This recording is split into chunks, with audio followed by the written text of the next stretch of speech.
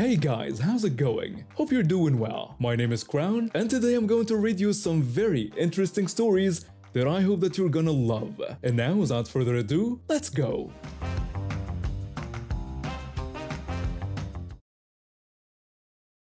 The past week and a half have been brutal. We got slammed with snow and the temperatures dropped so low that nobody wanted to venture outside unless they absolutely had to.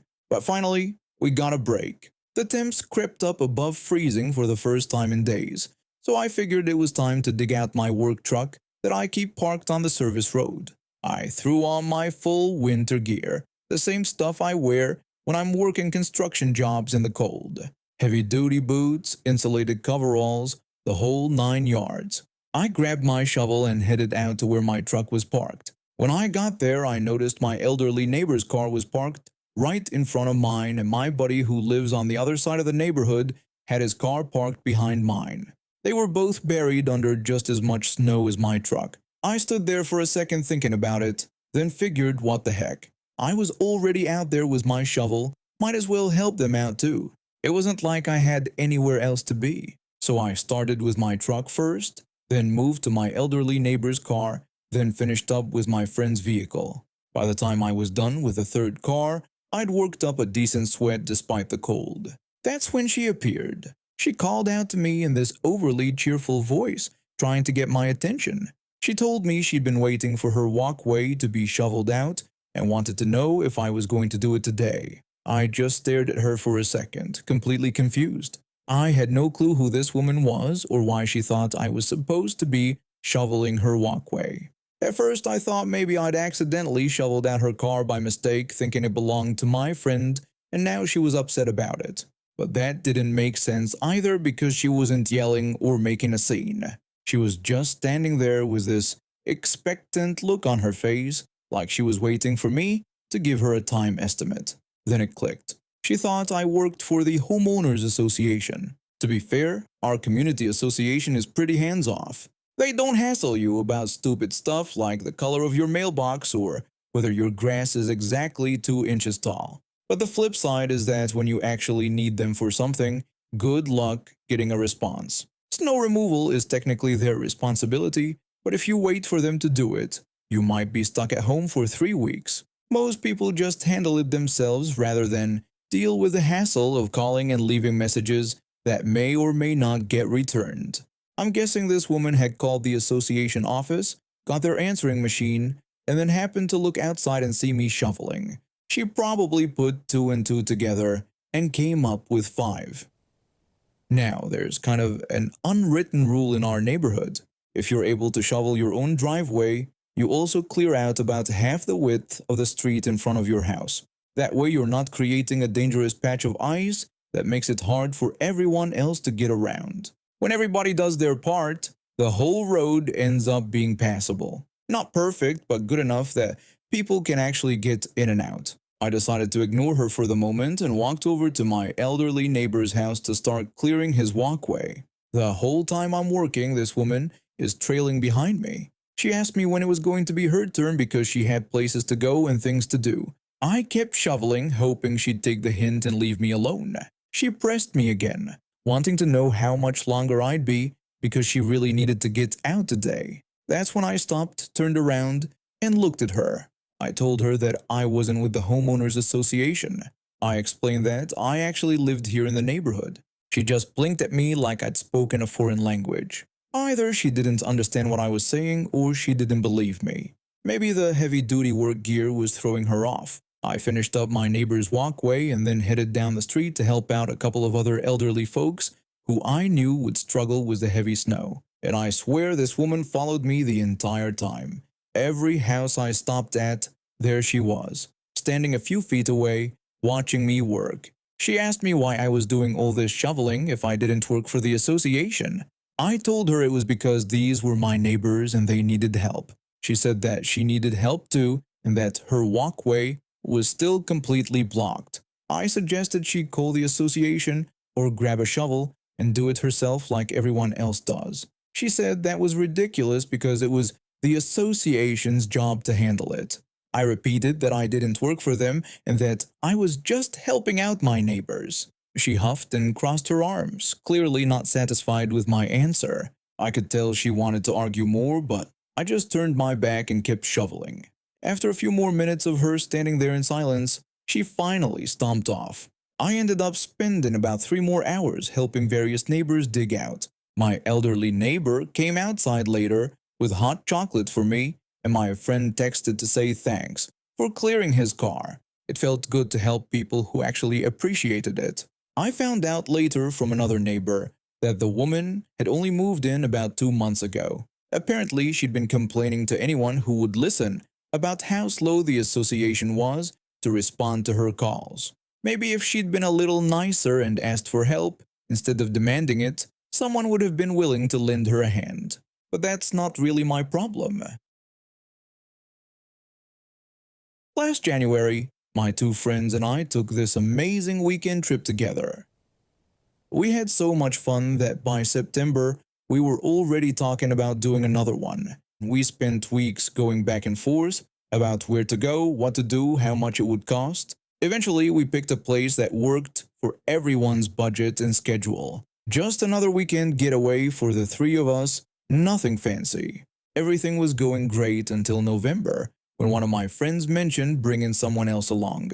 She said it would work better for some of the activities we wanted to do if we had 4 people instead of 3. Me and my other friend thought about it and agreed it made sense. The new girl joined our group chat and seemed perfectly fine at first. Then December came around and everything went sideways. One evening, the new girl sent a long message to our group chat. She said she'd been thinking about our destination and didn't think it was ideal for 4 people. She suggested we completely change where we were going and pick somewhere else entirely. I sat there staring at my phone thinking it was pretty bold for someone who just joined to suggest scrapping all our plans, but I figured we'd at least discuss it. Almost immediately, the friend who brought her in replied saying she thought the new destination was a great idea. She went on about how it made way more sense and we should definitely switch. My other friend and I both responded saying we wanted to stick with what we'd already planned. We'd put in all this time researching and budgeting for our original spot, and there were specific reasons we picked it. For the next few days, the group chat was split right down the middle. 2 people wanted to change destinations, and 2 wanted to keep everything as it was. We kept messaging back and forth about it. I kept bringing up how we'd already committed to the original plan, and there was no real reason to change everything now. My friend, who agreed with me, said the same thing, that we shouldn't mess with a plan that was already working. Then maybe 4 or 5 days into this whole debate, my friend who'd been on my side suddenly switched. She started saying the new girl made good points and maybe we needed to be more open-minded about the change. I asked her why she changed her mind so fast but never really got a straight answer. Now it was 3 against 1 with me being the one. I wrote out a long message trying to explain my situation as clearly as possible. I told them the new destination cost almost double what I budgeted for the original trip. I'd done all the math beforehand and knew exactly what I could spend. This new place they wanted to go was way more expensive. The hotels cost more, the activities cost more, everything added up to nearly twice what I'd planned for. On top of that, the whole timeline changed. Our original trip was supposed to be a simple weekend thing where we'd leave Friday evening and come back Sunday afternoon. I could easily manage that with my work schedule. But this new plan had us leaving on Thursday and not coming back until Tuesday. That meant I'd need to take extra vacation days that I hadn't planned for and honestly couldn't afford to take. I explained all of this to them. I made it clear I couldn't spend almost double my budget and I wasn't prepared to extend the trip into the following week. It just wasn't something I could make work financially or with my job. One of them replied saying that if I backed out it would ruin the whole thing because they needed 4 people for their plans. I felt stuck. No matter what choice I made, I was going to be the bad guy. I decided to try talking to my 2 original friends privately instead of in the group chat. I called each of them separately on different days to really explain where I was coming from. I told them I wasn't trying to be difficult or mess up anyone's good time. I just genuinely could not afford what they were proposing. My budget was what it was for real reasons. I wasn't willing to stress about money or go into debt for a trip that was supposed to be enjoyable. But both conversations ended the same way. They understood my position, but the plans weren't going to change. They were moving forward with the new destination and the longer timeline. This whole thing dragged on for weeks. Every few days there'd be new messages in the group chat about booking something or making reservations, and I'd have to remind everyone again that I still couldn't do it. We'd have the same conversation over and over. They'd tell me I was being too rigid. I'd explain I was just being realistic about what I could afford.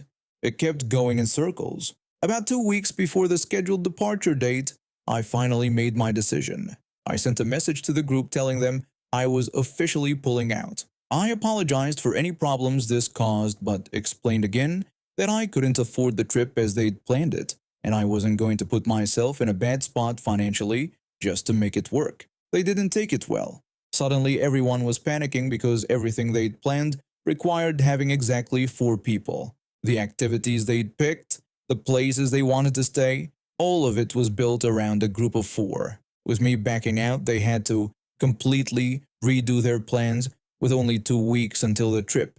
They started looking for accommodation that would work for 3 people on short notice. Finding anything decent with just 2 weeks to go was nearly impossible. They did eventually find one place, but nobody was happy with it. The quality wasn't anywhere near what they'd been hoping for. A few days later, I got a message saying they'd decided to cancel the entire trip. They explained that there was no point settling for a place that wasn't up to their standards when the trip was already messed up anyway, since all their planning had been done for 4 people. So that was it. I ruined the trip. Part of me feels absolutely awful about it because I know how much work everyone put into planning and how excited they all were. But another part of me knows I didn't really have a choice. I told them right from the start that I couldn't afford the new plan. I tried to work with them on it. I even offered to drop out early enough that they'd have time to adjust their plans. But somehow, I still ended up being the person who wrecked everything for everyone. I'm 23 and I've been living with my grandmother for the past 5 years. My parents passed away when I was 18 and she took me in without hesitation. She's this tiny Filipino woman who stands maybe 5 feet tall on a good day, but she's got the backbone of someone twice her size. I watched her raise 7 kids mostly on her own after my grandfather died young, and she didn't take crap from anyone back then either. My uncle, the one who plays a starring role in this nightmare, is her youngest son. He's always been the problem child of the family. Started drinking heavily in his 20s and never really stopped. He's been married 3 times, currently working on destroying his 4th marriage, and has 5 kids scattered across different relationships. His oldest daughter from his 2nd marriage is 21 now, and honestly, I barely know her. We've probably spoken maybe 10 times in our entire lives at various family events, and those conversations never went beyond basic small talk about school or the weather. The gathering that day was supposed to be for my grandmother's birthday. She was turning 73 and wanted all her kids and grandkids there. I was helping her set up tables in the backyard when people started arriving around 2 in the afternoon. My uncle showed up around 4, already drunk based on how loudly he was talking and the way he stumbled getting out of his truck. His daughter arrived separately about 30 minutes later. She looked nervous, kept looking at her dad, and then looking away. I was in the kitchen grabbing more ice when she came in and asked if we could talk for a second. I said sure and asked what was up. She said she wanted to give me a heads up that her dad had been asking her a lot of questions lately. I asked her what kind of questions. Before she could answer, my uncle barged into the kitchen. His face was red, and his eyes had that glassy look drunk people get. He said he'd been looking for me and that we needed to talk. I said I was just getting ice because the cooler outside was almost empty. He told me to forget the damn ice and said we needed to talk about me and his daughter. I looked between him and my cousin, completely confused. I asked him what he meant and said I barely knew her. He told me not to play stupid because she'd told him everything. My cousin's face went pale and she started backing toward the door, but he grabbed her arm and told her to tell me what she'd told him. She begged him not to do this here, but he wasn't having it. He announced that she'd said I was her first and that I defiled her. My stomach dropped. I literally felt like the floor was tilting. I said that was insane and that I'd never touched her, and we'd never even hung out alone. He said his daughter didn't lie to him.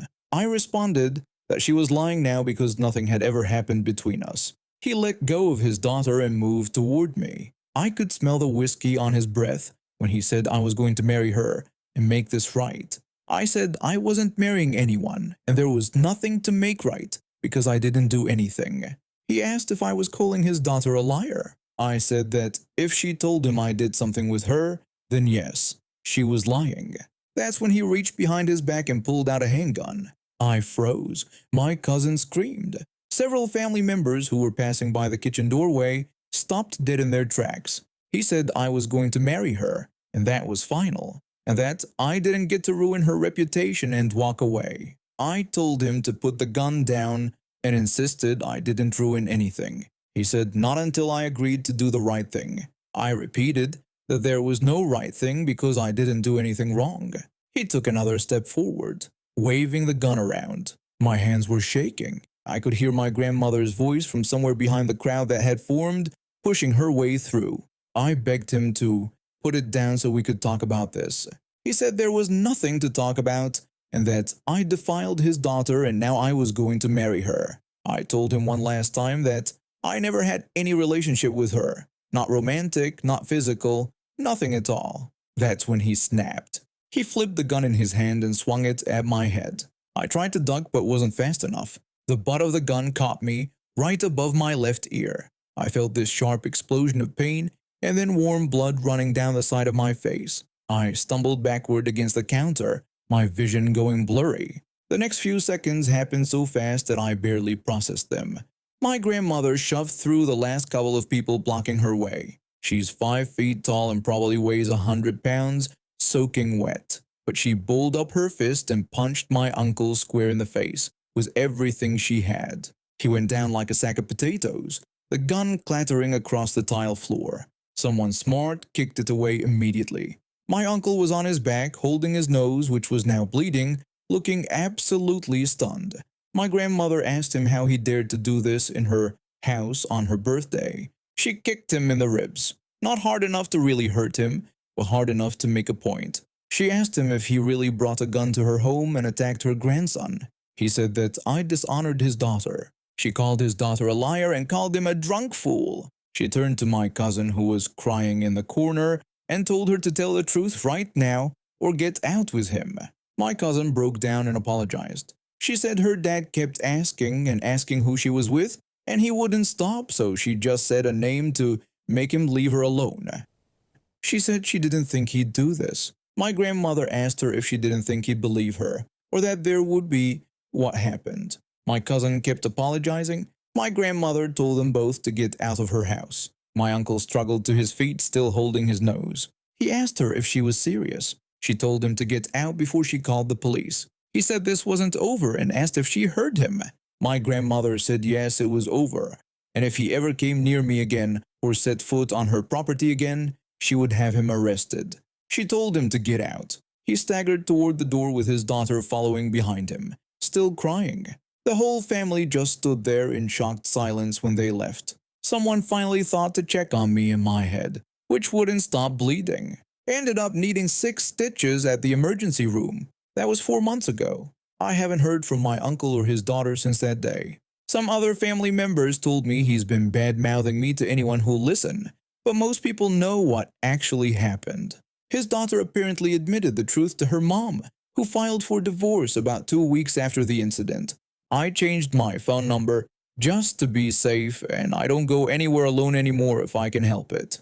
My grandmother had security cameras installed around her house and made me promise to call the cops immediately if he shows up. Part of me keeps waiting for the other shoe to drop, keeps expecting him to show up drunk and angry again. But so far, nothing. I just keep my head down, stay alert, and hope that my grandmother's punch knocks some sense into him. Though honestly, I'm not counting on it. My husband has this weird habit of reading every single policy document like his life depends on it. Insurance forms, rental agreements, even the terms and conditions nobody else bothers with. I thought it was overkill until it actually started helping. One day I got home from work and checked my email. There was a message with the subject line saying, "New workplace policy, signature required." I opened the attachment and found this document called Workplace Fitness Standards and Conduct Guidelines. The whole thing looked slapped together in about 20 minutes.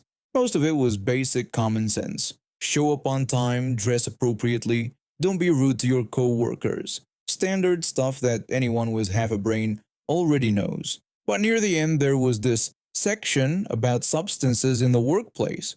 It basically said employees must not come to work under the influence of drugs or alcohol and must not bring drugs or alcohol onto company property. That was it. No other details, no definitions, nothing. I showed it to my husband over dinner. He read the whole thing, then went back and read that section again. I mentioned they wanted everyone to sign it by Friday. He told me not to sign it yet. I asked why not. He pointed out they never actually defined what drugs meant. Were they talking about illegal stuff? Prescription pills? Tylenol? Allergy medicine? They didn't specify anything. I figured they obviously just meant illegal drugs. He said if that's what they mean, then that's what they should write. He had a point. I sent an email to Human Resources asking them to clarify what exactly they meant by drugs. Did it include prescription medications? What about over-the-counter stuff like aspirin? 2 days later, version 2 showed up in my inbox. They added a whole new paragraph to the drugs section. This time, they included a definition. It said something like, "For the purposes of this policy, drugs are defined as any non-prescription substance which has a physiological or mood-altering effect when ingested or otherwise introduced into the body." I showed my husband that evening. He read it and burst out laughing. I asked what was funny. He said they just made it way worse. I didn't understand what he meant. He explained that coffee counted now. Caffeine is definitely a mood-altering substance. It's not prescription. By their own definition, it's a drug that shouldn't be in the workplace. I thought he had to be joking. He said he was dead serious and told me to read it again. I read it again. He was absolutely right. Coffee was now prohibited according to their own policy. I asked what I should do. He told me to sign it and then follow it exactly. I thought about it for a minute. The entire office ran on coffee. There were 3 coffee makers in the break room. People brought in their own fancy machines from home. Some folks showed up 30 minutes early just to get their first cup before starting work. Taking away the coffee would cause total chaos. But they wrote the policy. They asked everyone to sign it. And coffee definitely fit their definition. I signed the document and handed it in first thing the next morning. Then I got to work early, before anyone else showed up. I went straight to the break room and started gathering everything coffee related. The coffee makers, the filters, the big container of grounds, the individual pods, even the jar of instant coffee someone kept hidden in the back of the cabinet. I loaded everything onto a cart and wheeled it down to the storage room in the basement. I tucked it all away behind some old filing cabinets where nobody would find it. Then I went back upstairs and sat at my desk. I waited. Around 8:30, people started arriving. The first person who went into the break room came out looking confused. Then another person went in. Then 3 more. By 9 o'clock, there was a crowd gathered around the empty counter where the coffee makers used to sit. People were opening cabinets, checking under the sink, asking each other if anyone knew what happened. The confusion turned into frustration pretty fast. Nobody could focus on their work. People kept getting up from their desks to check if the coffee had magically reappeared. Some folks ran down to the cafe on the first floor, but the line was out the door since half the building had the same idea. By 10 o'clock, basically no work was getting done. The break room had turned into this gathering spot where people stood around complaining about the missing coffee and trying to figure out what happened. Some people thought it was a prank. Others wondered if there was some kind of plumbing problem. My manager showed up at my desk around then. He looked exhausted and annoyed. He asked if I had anything to do with the coffee disappearing. I said yes, I took it. He wanted to know why on earth I would do that. I brought up the new fitness for work policy, the one I signed yesterday. He asked what that had to do with coffee. I pulled up the policy on my computer and showed him the section. I explained that it says right here, any non-prescription substance which has a mood-altering effect when ingested, is prohibited in the workplace. Caffeine alters your mood. Coffee isn't prescribed by a doctor, so coffee violates company policy. He argued that it's just coffee, and obviously that's not what the policy meant. I said then the policy should say what it actually means. The way it's written, coffee is absolutely a mood-altering substance. So is tea, energy drinks, any soda with caffeine. All of it breaks the policy they made us sign. He stared at the screen for a while without saying anything. Then he asked where I put everything. I told him the storage room downstairs and offered to go get it right now. He said, yes, please do that. I went down and brought everything back up. Within 15 minutes, the coffee makers were brewing again and people finally started settling down. The office slowly went back to normal. 2 weeks later, we all got an email about a revised workplace policy. This one actually looked professional, properly formatted, clearly written, with actual definitions and reasonable rules. Turns out they pulled the template straight from federal workplace safety standards. The drug and alcohol section now specifically listed illegal substances and had sensible provisions for prescription medications and common over-the-counter stuff. My manager never mentioned the coffee incident again, but I noticed he started actually reading policies before signing them after that. I work with a colleague making handmade Christmas decorations. We carve ornaments and nativity scenes, that sort of thing. Started in my garage, but it grew. Now we rent a workshop and do markets during the holidays. December makes or breaks us financially. One good Christmas market season carries us through spring and summer when things are quiet. The biggest event we do is this massive Christmas market in town. Runs for 2 weeks before Christmas. Thousands of people show up. They set it up in the town square next to this old abbey that's been there for centuries. Beautiful location. Tourists love taking photos. Getting a spot isn't easy. The organizers are strict about setup times. You get 4 hours to unload and get ready. Miss it, and you're setting up in the dark while customers browse. We learned that our first year. Traffic made us 2 hours late and we were still hanging decorations at 10 at night. This year we were determined to be early. Spent the evening before packing everything into my brother-in-law's trailer. Boxes of wooden angels, reindeer, snowflakes, advent calendars, all wrapped carefully because one bump could destroy weeks of work. Loaded tools, display shelving, lights, extension cords, price tags, the card reader, everything. Finished around midnight. Setup day started at 6 in the morning. Hitched the trailer to the Land Rover and headed out with thermoses of coffee. The plan was arrive early, get a good spot in the queue, be ready when they open the gates. Pulled up at 6:45. Already 20 vehicles waiting. Vans, trucks, couple of cars with roof racks piled high. Everyone had the same idea. Security wasn't letting anyone through yet. They were checking permits, verifying stall assignments, making sure nobody snuck in without authorization. We sat in the queue for nearly an hour. My colleague drummed his fingers on the steering wheel. I rechecked our packing list for the 3rd time. Other vendors were doing the same, some making phone calls, others drinking coffee and looking anxious. 7:45, the gates opened. Security waved the first vehicle through, then the next, slowly working down the line. Our turn came. Security guard checked our permit, looked at his clipboard, directed us to row C, spot 12. We drove carefully through the narrow lanes between stall spaces. Other vendors were already unloading, hauling boxes on trolleys, assembling metal frames. The whole area buzzed with activity and stress. Row C was near the Abbey, perfect for foot traffic. People always wandered over to photograph the building and browsed the nearby stalls while they were there. Spot 12 had a massive puddle right in front from the rain 2 nights before. Didn't bother us. We pulled up, trailer taking up most of the space, and jumped out immediately. I opened the trailer door and started pulling out our folding trolley. My colleague grabbed the first box. That's when I noticed her walking toward us with purpose. She asked if we could back up our vehicle. I thought we'd parked wrong or were blocking someone's spot.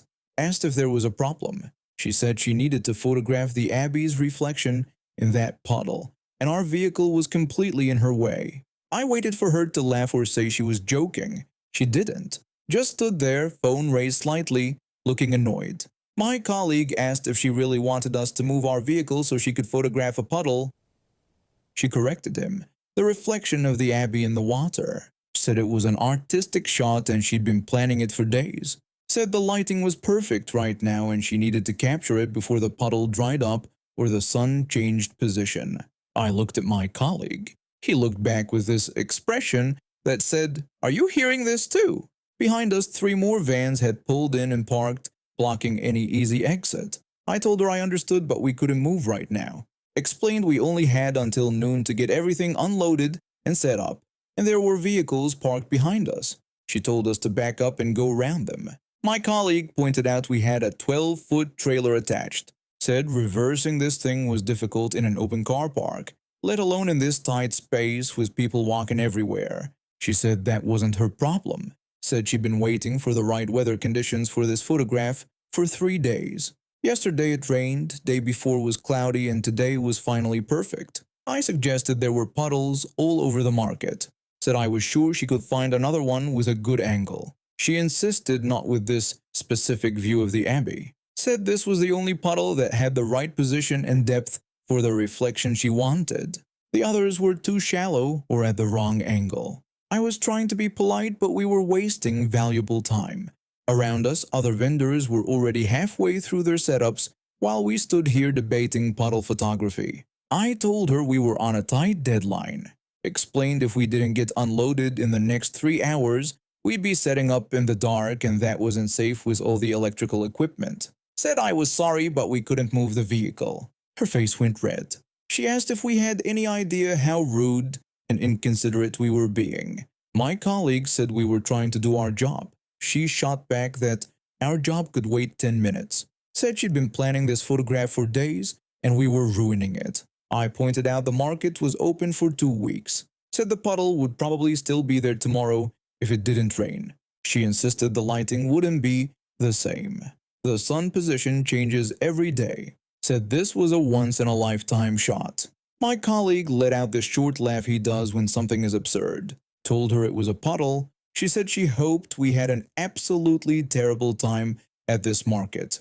Hoped nobody bought a single thing from our stall. Hoped it rained every single day and ruined all our cheap wooden junk. She turned and walked off toward the abbey, phone still in hand, shoulders tight with anger. My colleague and I just stood there for a moment. He asked if that actually just happened. I said I thought she just cursed our entire business over a puddle. We gotta work unloading. Every time we walked past that puddle with another trolley load, one of us made a comment. My colleague warned me to watch out. I was stepping in her artistic vision. I apologized for disturbing the once-in-a-lifetime lighting conditions. The woman didn't come back, but I saw her about an hour later standing near a different puddle on the other side of the market, crouching down with her phone. Apparently, she'd found a backup location for her masterpiece. Setup took us the full 3.5 hours. Got our shelving assembled, decorations arranged, lights strung up, prices displayed. By 11:30, we were ready. The market opened to the public at noon. Within the first hour, we'd made 3 sales. By the end of day 1, we'd sold nearly 200 pounds worth of stock. The weather stayed clear and beautiful for the entire first week. Sunny days, cold enough to feel Christmassy, but not miserable. Perfect market weather. We sold out of our carved angels by day 4 and had to spend an evening back at the workshop making more. By the end of the first week, we'd made over 1,000 pounds. The second week was even better. People were doing their final Christmas shopping and buying multiple items. We sold nativity sets, advent calendars, personalized ornaments. By the final day, we'd nearly doubled our sales from the previous year. No rain the entire 2 weeks. That puddle stayed there for about 4 days before it finally dried up. Every time we walked past it, we'd laugh about the woman and her photograph. My colleagues started calling it the puddle incident. Now every year when we're packing for the Christmas market, one of us brings it up. We'll be loading boxes and my colleague will warn me to watch out. Don't park in front of any puddles. Or I'll remind him to make sure we arrive early so we can scout for artistic water formations. It's become this running joke at the workshop. The time we apparently ruined someone's entire artistic career by parking in front of a puddle. I still wonder sometimes if she ever got her photograph. if she went back the next day with better lighting conditions. If it's hanging on her wall somewhere, this supposedly once-in-a-lifetime shot of an Abby reflection. Or if she's still out there, wandering from Christmas market to Christmas market, searching for the perfect puddle and getting angry at vendors who dared to park near it. Either way, we had one of our best market seasons ever that year. No rain, great sales, happy customers. The puddle incident remains one of our favorite stories to tell. And now we have reached the end of today's stories. Thank you for watching, and see you next time.